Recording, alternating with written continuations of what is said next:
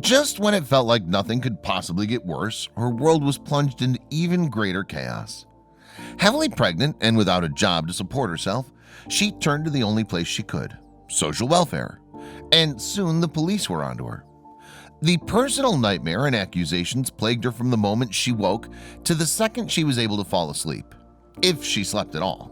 Hello, wonderful people. I'm Scott Leffler for Wonderbot. And here is Mom of 3 takes DNA test, finds out her twin is the real mother, and that she's that twin.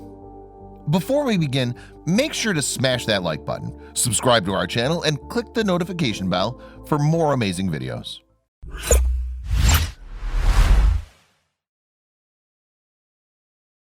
Lydia had a pretty rocky start to motherhood.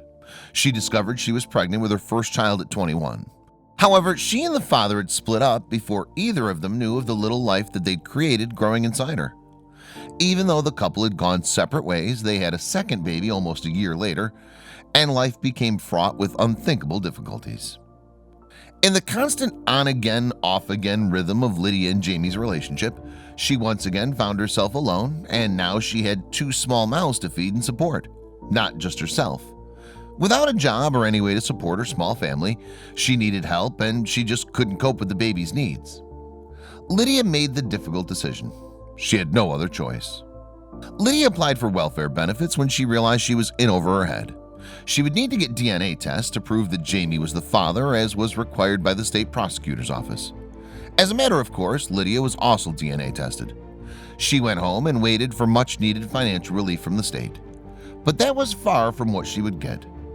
A few months later, as the process was near completion, Lydia got a call from the prosecutor's office. He called me and I said, "Well, can't you give me the results over the phone?" He goes, "You really need to come up to the office." So that's when I went up to the office. I went into the back room and it was just him and a lady. They sat there and just stared at me now. Finally, she got an answer, and it was exactly the answer she expected. He goes, "Well, he's 99% the father." For Lydia, this was just a formality. She already knew that Jamie was the father. However, they kept talking and nothing they said made any sense at all. What he was about to say would shake Lydia's world to the very core. The prosecutor looked her right in the eyes and said, "There is absolutely no way that you're the mother." At first she was confused, and then she let out a laugh. This must be a joke, right? Yet, as she looked back at him, she could see that he was deadly serious. What exactly was going on? The only thing Lydia could think was that somehow the test results had been messed up. However, the prosecutor was taking matters extremely seriously, and there was a valid reason for his concern. Nonetheless, Lydia was stunned. She couldn't believe what the DNA results said. They were serious. I could just see the seriousness in their faces. I mean, they're just staring me down. And then the interrogation started, right there in that little back room, without warning and without mercy. The questions were endless and accusatory. Are you Lydia Fairchild? Who are you really? Where did you get these kids from? Did your sister have these children and you're using them to commit welfare fraud? And there it was, the explanation for everything that was happening to her. They thought she'd just been caught committing fraud and they were relentless. They just kept on drilling me. Lydia remembers vividly. Lydia's test results were odd, to say the least. A normal DNA test proving the link between mother and child would show a 50% match when comparing the DNA patterns. The state prosecutor knew that there was a 1 in a billion chance that Lydia was the birth mother of both of the children. Her pattern had 0 matches for either of her children. She demanded a retest. There was no lab error.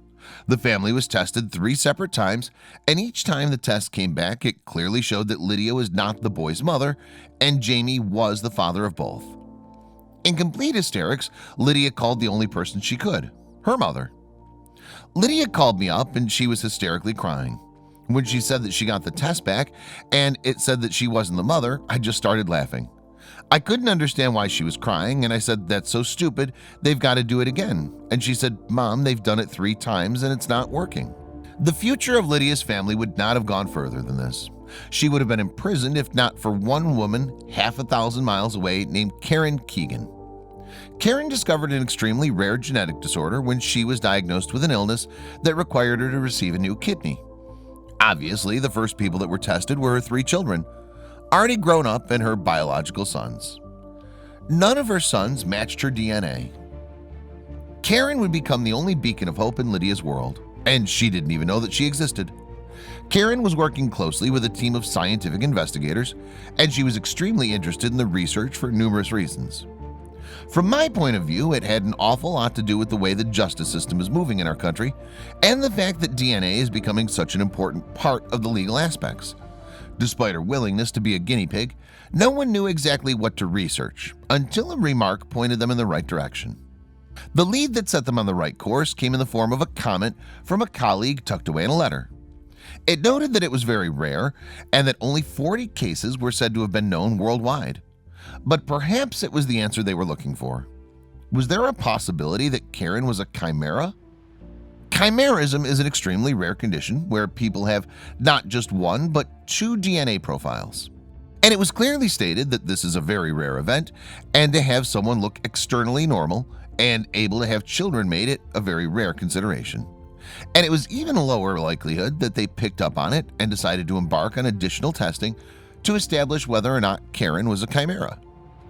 Could Karen Keegan really be a chimera if she had a second set of DNA? It could explain everything. Inside the body of chimeras, there are not one but two completely different genetic identities created from separate sets of DNA. Literally two people in one body. It sounded impossible, and most of the studied cases reported physical abnormalities, such as completely different skin pigmentations and very unusual straight lines. Karen didn't have any, and neither did Lydia.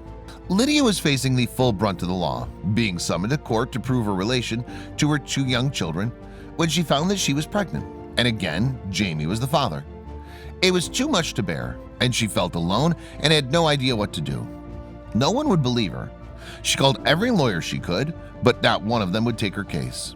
They all told her the same thing. DNA is foolproof. There's no way to win your case. It was her versus the state. The trial went badly for Lydia. The judge agreed that based on the existing evidence, Lydia was not the biological mother. The prosecutors wanted separate guardians to be appointed for each child while the investigations continued. Jamie was standing beside the mother of his children the entire time, also completely baffled. I knew they'd be taken away because they said that they were already setting up guardian parents to do just that. I just didn't understand. It's not like the kids were in danger, and you know that she's a good mom. I just felt like that we're just one old scam. The judge was torn. On one hand, the DNA evidence didn't lie. He had no choice but to side with it. But Lydia's emotions and determination to keep her children was extremely unusual for a person who was trying to work the system for benefits. He ordered a very strange action to be done. Using the imminent birth of her third baby as a simple experiment, he did something unprecedented. He ordered that somebody be there to witness the birth and to take blood from the baby and me right then and there. He said, "We'll go from there." When Lydia went into labor, everyone was focused on the birth. It was an appallingly difficult time in her life, but she gave birth to a healthy baby. Blood was immediately taken from them both, and she now waited in agony for the 2 weeks to pass to get the results.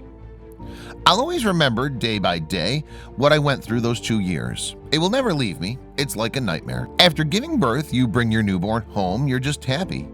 I went home still scared because it was still going on. Still scared that they can come any minute and take my kids. And Jamie had fears that he shared too.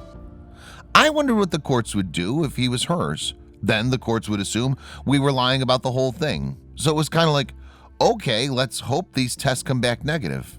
That was our only hope. The results, when they came back, were mind-boggling. Just as Lydia had been trying to make them believe, there was no matching DNA between the new baby and mom. Just when she thought she'd proved her innocence and verity, she was blindsided by an even more serious accusation. Lydia finally got a lawyer that would take on her case, and it's a fortunate thing she did. There were heinous ideas going through the prosecutor's mind, from being a surrogate mother, being involved in criminal behavior, to even having abducted the children from someone. Real scientific evidence was just too hard to believe in this case. A chimera is essentially a single organism that's made up of cells of two or more individuals. That is, it contains two sets of DNA with the code to make two separate organisms. One way that chimeras can happen naturally in humans is that a fetus can absorb its twin. This can occur with fraternal twins if one embryo dies very early in the pregnancy and some of its cells are absorbed by the other twin. The remaining fetus will have 2 sets of cells, its own original set, plus the one from its twin.